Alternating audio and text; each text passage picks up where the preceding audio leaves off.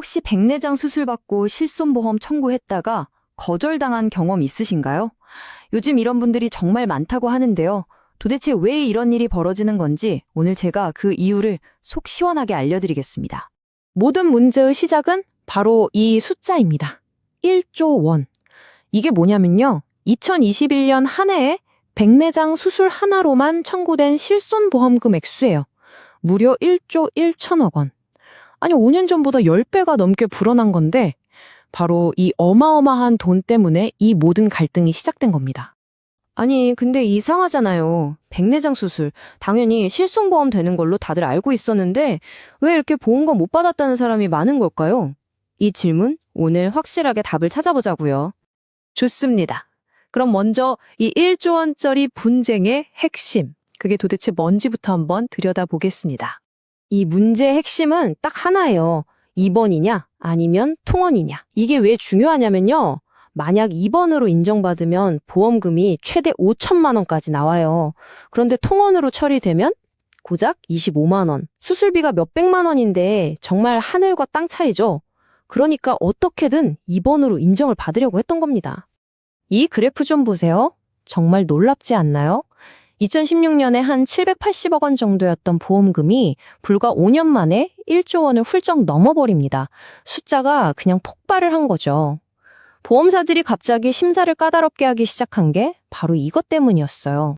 사실 예전에는요, 일종의 국룰 같은 게 있었어요. 바로 6시간 규칙이라는 건데 뭐냐면 그냥 병원에 6시간 이상만 있으면 이건 입원 이렇게 별말 없이 인정해주는 분위기였거든요.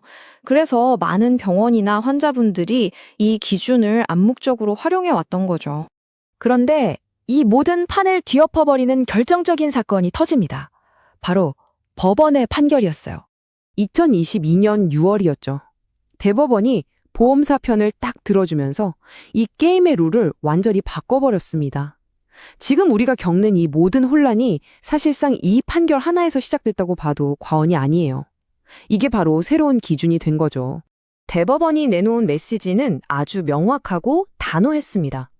그냥 병원 침대에 6시간 누워 있었다고 해서 그걸 무조건 입원이라고 볼 수는 없다.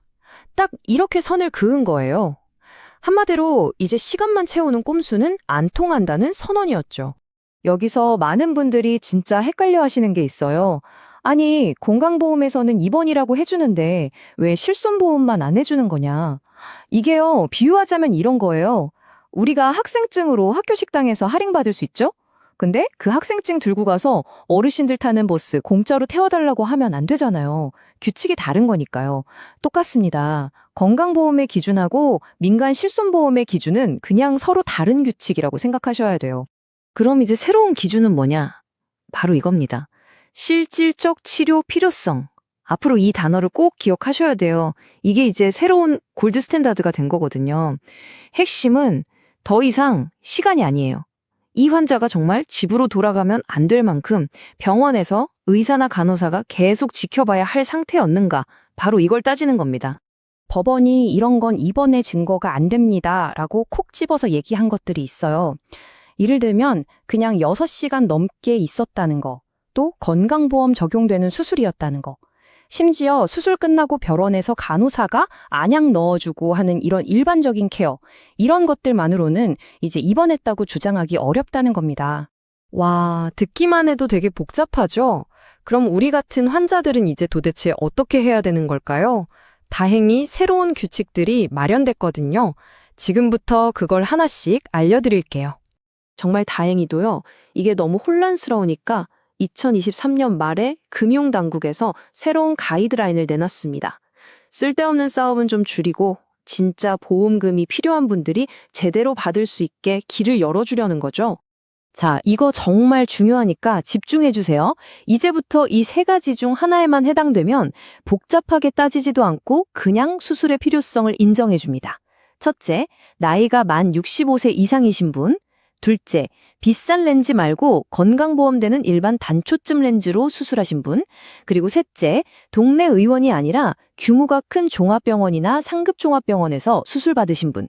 이 3가지 경우엔 이제 입증 서류 걱정을 크게 덜 수 있게 된 겁니다. 그럼 나는 이 세 가지에 해당 안 되는데? 하시는 분들 분명 계시죠? 그럼 이런 분들은 어떻게 내가 받은 치료가 그냥 통원이 아니라 진짜 입원이었다는 걸 증명할 수 있을까요? 방법은 역시 객관적인 증거입니다. 이걸 꼭 챙기셔야 해요. 예를 들면 이런 것들이죠. 수술하고 나서 예상치 못한 합병증이나 부작용이 생겼다는 의무 기록, 아니면 원래 당뇨나 고혈압처럼 꾸준히 관리해야 하는 심각한 병이 있었다는 증거, 또 백내장 수술하면서 다른 수술도 같이 받았다는 수술 확인서 같은 것들. 바로 이런 서류들이 결정적인 증거가 되는 겁니다. 자, 그럼 지금까지 나온 얘기들을 한번 싹 정리해 볼게요. 이 모든 변화가 결국 나에게 어떤 의미가 있는 건지 핵심만 딱 짚어드리겠습니다. 이 표를 보시면 한눈에 정리가 될 겁니다. 예전에는 어땠죠? 그냥 6시간 이상 병원에 있었나? 이게 제일 중요했어요. 그래서 입퇴원 확인서 하나면 됐죠. 하지만 이제는 완전히 달라졌습니다. 지금은 의학적으로 입원이 꼭 필요했나? 이걸 보고요. 이걸 증명해줄 아주 상생한 의무 기록이 없으면 안 되는 시대가 된 겁니다. 그러니까 오늘 내용의 가장 중요한 결론, 딱 한 문장으로 요약해 드릴게요. 이제 보험금은 병원에 누워있던 시간으로 받는 게 아니라 입원이 꼭 필요했다는 증거로 받는 겁니다. 이걸 꼭 기억하셔야 합니다. 자, 오늘 이야기를 마무리하면서 이런 생각을 한번 해보게 되네요. 앞으로 의학기술은 계속 발전해서 수술이 점점 더 간단해지고 빨라지겠죠. 어쩌면 나중엔 정말 10분 만에 툭딱 끝날지도 몰라요. 그렇게 된다면 과연 꼭 필요한 입원 치료라는 것의 정의는 또 어떻게 바뀌게 될까요? 한 번쯤 생각해볼 문제인 것 같습니다.